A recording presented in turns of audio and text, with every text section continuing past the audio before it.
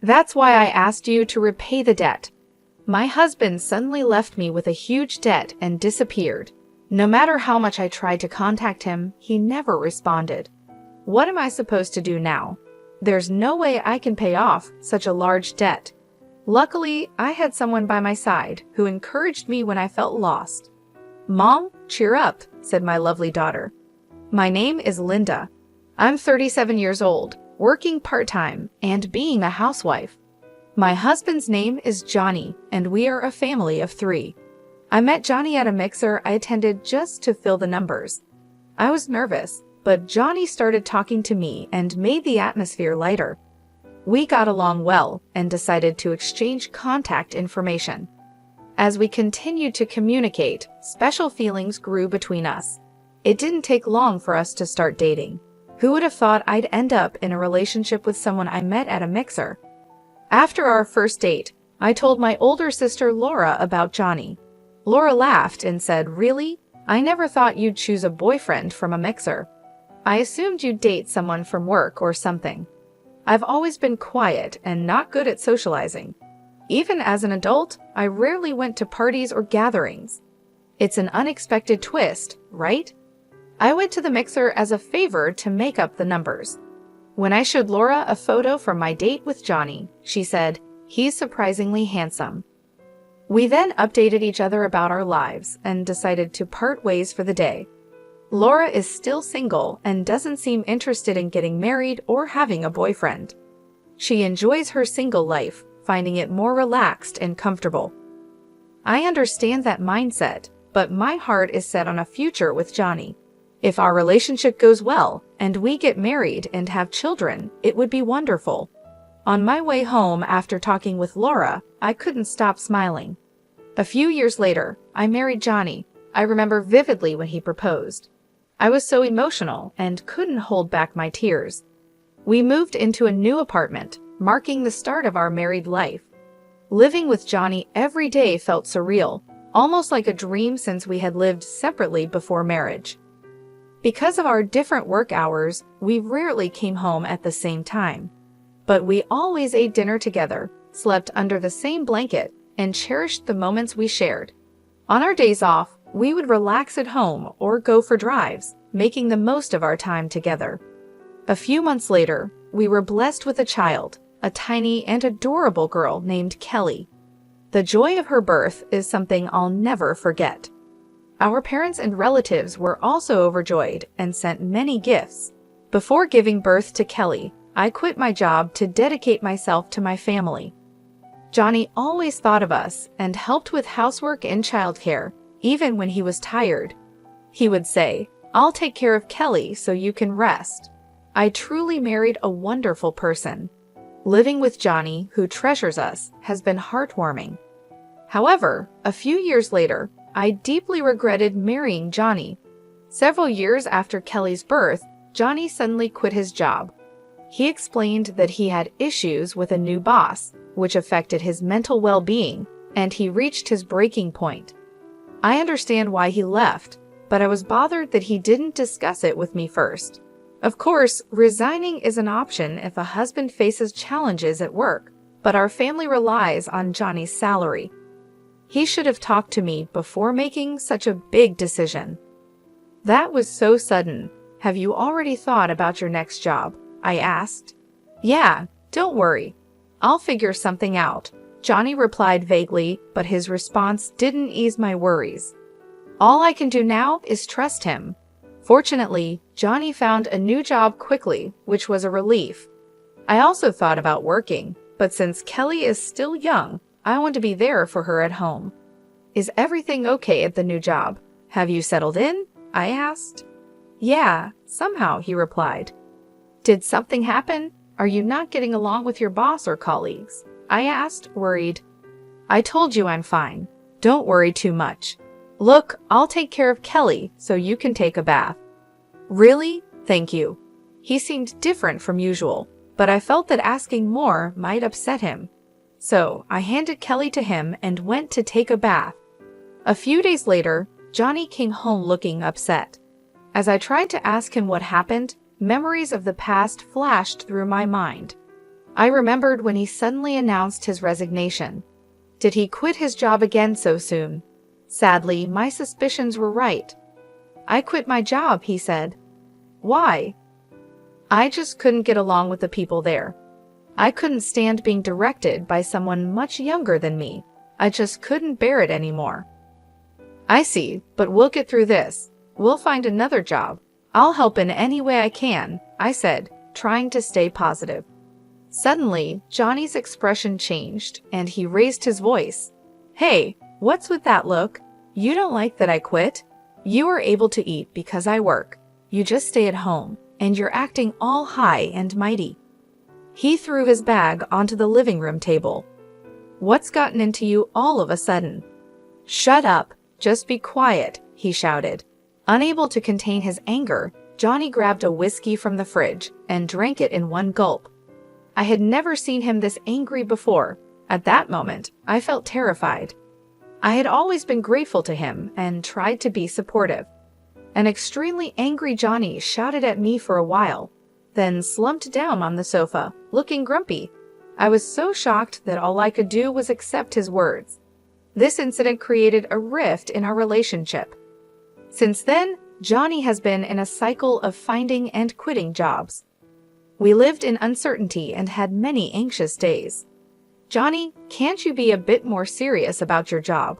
I finally asked. At first, I tried to understand his feelings and said nothing, but given the circumstances, I couldn't stay silent any longer. You're annoying. If you have complaints, then you work and earn money. You rely too much on me, Johnny snapped. But we have Kelly to consider, I replied. So what's your point? Johnny retorted. Lately, Johnny had been losing interest in Kelly and seemed to avoid her. When she was born, he was so caring and happy. Now, he felt like a completely different person.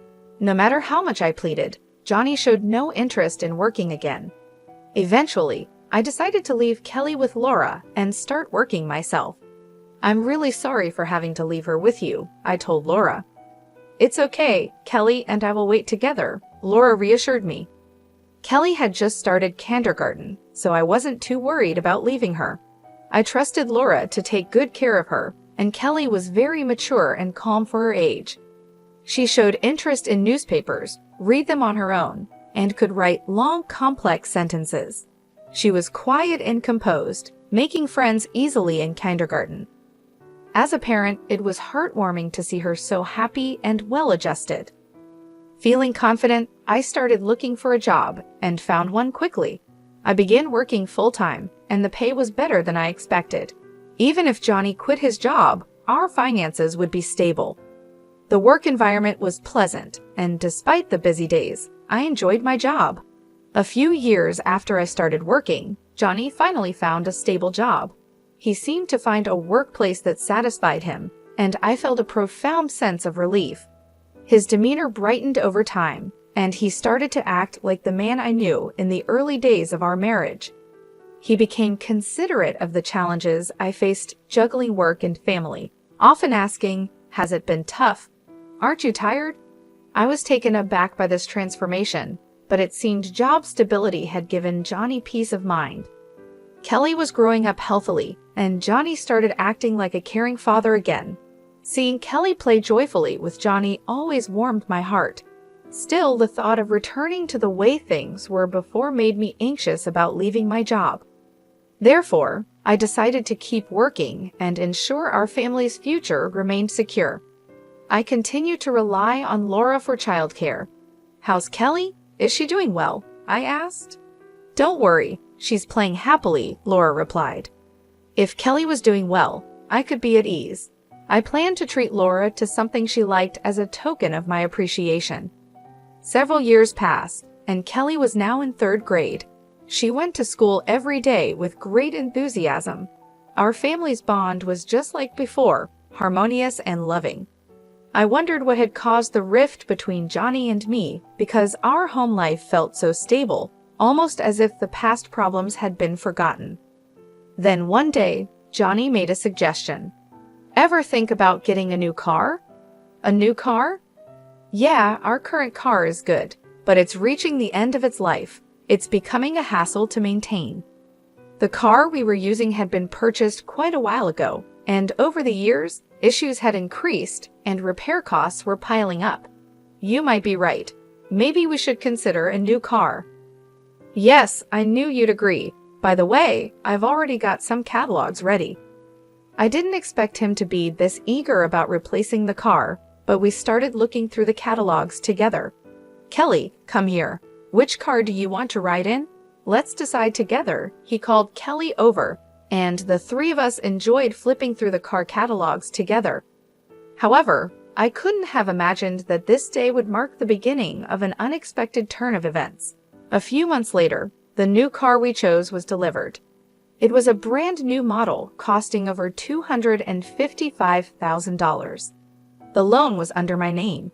Generally, people would expect Johnny's name on the loan, but considering his unstable work history, we were concerned about being rejected. I was determined to work even harder to pay off the loan. I was sure Johnny felt the same way. That's what I believed, but my hopes were shattered in an instant.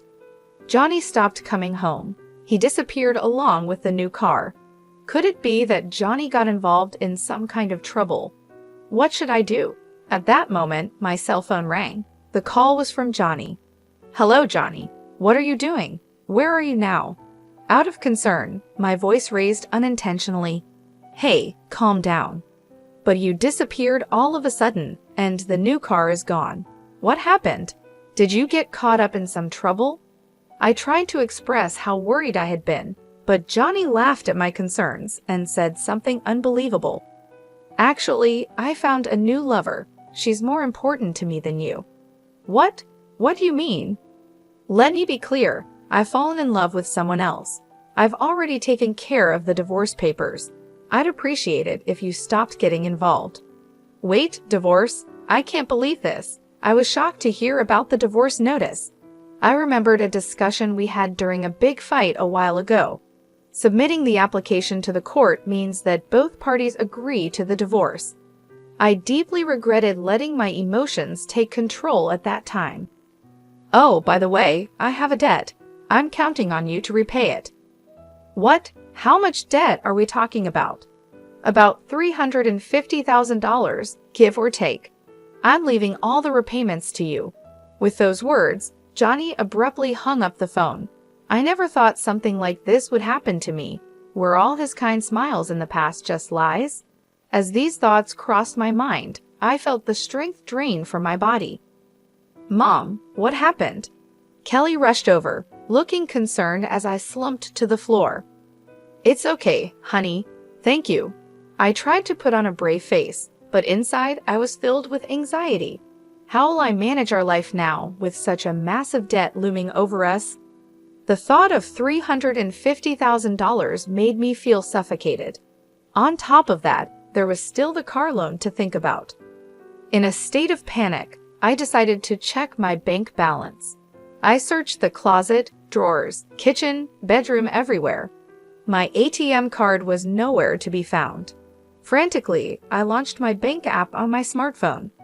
To my horror, the account balance had significantly decreased. Of course, I had no memory of withdrawing such an amount. Johnny was the only suspect. I tried to contact him, but there was no response. It's all over, I thought, feeling my mind go blank. I decided to focus on earning money. I kept this a secret from Laura to avoid unnecessary worry, and from young Kelly as well. A few weeks after Johnny disappeared, I lost consciousness at work. When I came to, I found myself lying in a hospital bed. Where am I? Linda, are you awake?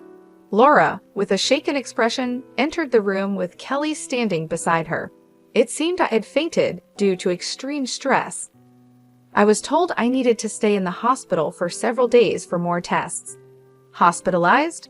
What should I do after you're discharged? Let's talk about Johnny. Kelly told me everything. Kelly told you. Did you know?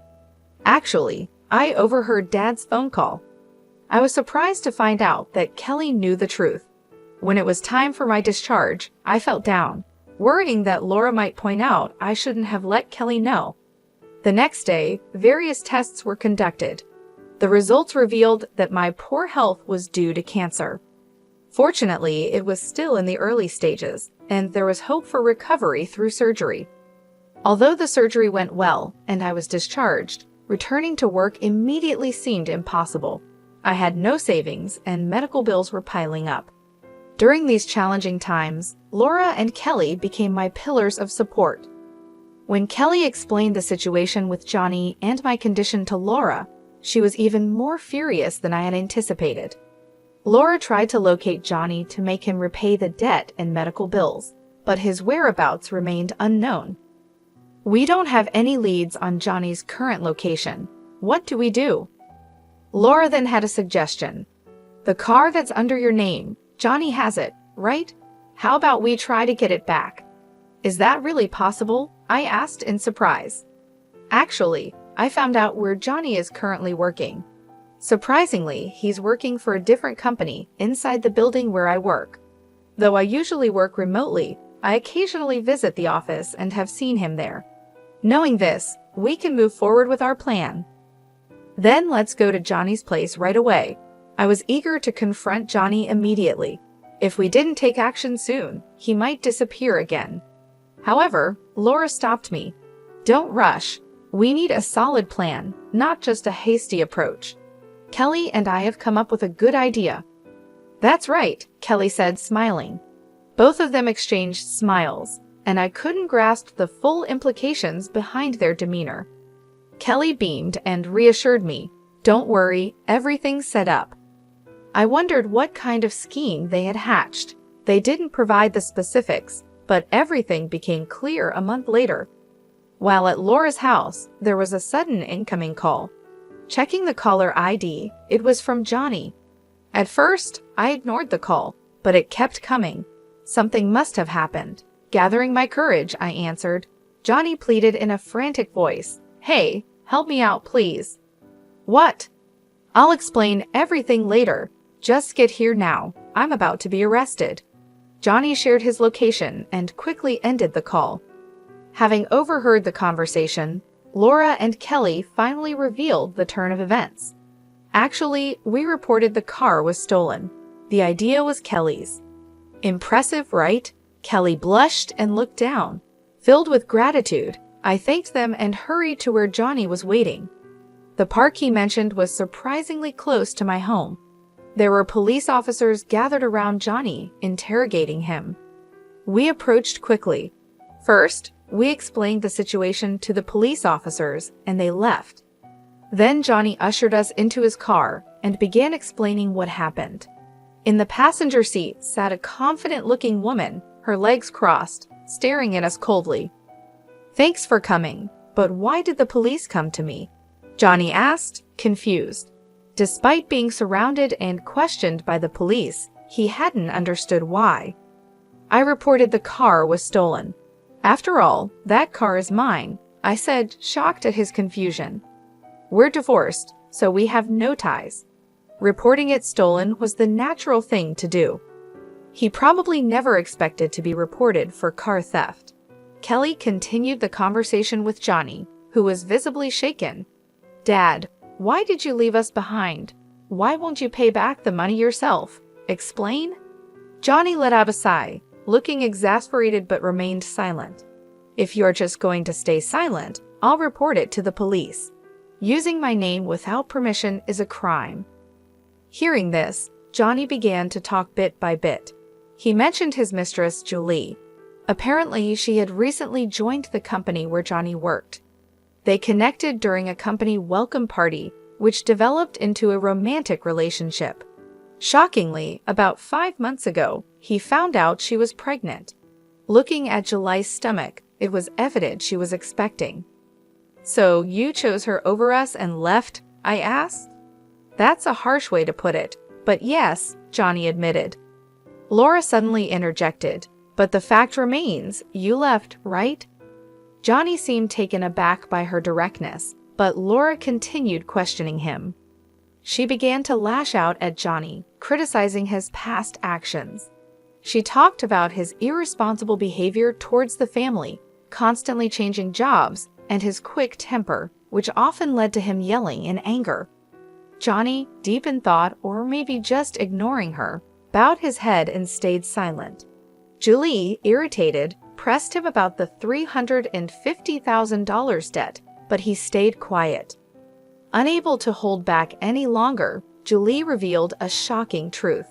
He borrowed money in his wife's name to buy me a lot of luxury items. A debt of $350,000 for gifts for Julie? What on earth did he buy? It was hard to believe. What was even more curious was how easily Julie revealed the reason for Johnny's debt.